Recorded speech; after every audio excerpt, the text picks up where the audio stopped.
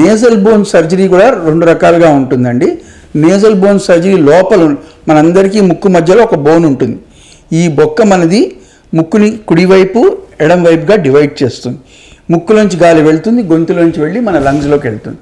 డైరెక్ట్గా ఇలా గాలి వెళ్ళిపోతే ఏమవుతుంది, పొడి గాలి తగులుతుంది లంగ్స్కి, రెండు లంగ్స్ పాడైపోతాయి. అలా అవ్వకుండా మనకు రెండు పక్కల మళ్ళీ లోపల రెండు చిన్న చిన్న బోన్స్ ఉంటాయి. వీటిని మేము టర్బినేట్స్ అంటాం. వీటిపైన ఎప్పుడు కూడా కాస్త నీరు ఉంటుంది. ముక్కులో గాలి వెళ్ళినప్పుడు ఈ నీరు ఆ గాలిని హ్యూమిడిఫై చేస్తుంది. అప్పుడు ఆ హ్యూమిడిఫైడ్ గాలి ముక్కులోంచి గొంతులోంచి లంగ్స్కి వెళ్తే లంగ్స్ బాగుంటాయి. జనరలీ ఏమవుతుందంటే కొంతమందికి ఈ ముక్కులో ఉన్న బోన్స్ వంకర అయిపోతాయి, లేకపోతే ఈ పక్కన ఉన్న బోన్స్ బాగా వాచిపోతాయి. అలాంటప్పుడు ముక్కులోంచి గాలి సరిగ్గా ఆడదు. ఇలాంటి వాళ్ళకి మనం సర్జరీస్ చేస్తాం.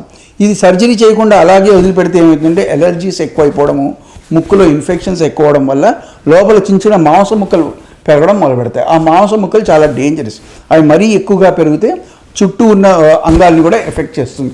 దాంట్లో బూజు కూడా పట్టచ్చు. సో ఫంగల్ సైనసైటిస్ కూడా అవ్వచ్చు అనమాట.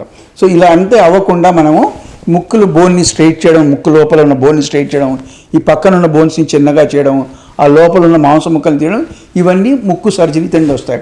ఈ ముక్కు సర్జరీ తర్వాత జాగ్రత్తలు ఏమిటి అంటే, సర్జరీ ఏమో మాకు ఒక 2 గంటలు పడుతుంది. దాని తర్వాత ఒకరోజు హాస్పిటల్లో ఉండవలసి వస్తుంది. ముక్కులో పట్టీలు పెడతాం, ఒకరోజు వరకు అది తీసేయవలసి వస్తుంది. దాని తర్వాత వారానికి ఒకసారి వెళ్ళి ఒక 2-3 సార్లు ఈఎన్టీ సర్జన్ దగ్గర పోయి ఆ ముక్కు క్లీన్ చేసుకుంటూ ఉండాలి. ముక్కు సర్జరీ తర్వాత జాగ్రత్తలు నెంబర్ 1, ముక్కు గట్టిగా చీదకూడదు, ముక్కు గట్టిగా పీల్చకూడదు. మాటికి ముక్కులో వేలు పెట్టి ఆ పెచ్చులు తీయకూడదు. అవన్నీ మీ డాక్టర్ గారే చేస్తారు.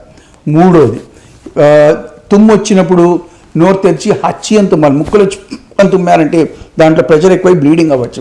ఇవన్నీ జాగ్రత్తలు కూడా 3 వారాలు, సర్జరీకి 3 వారాల వరకు కాస్త బరువులు ఎక్కువ లేపకూడదు.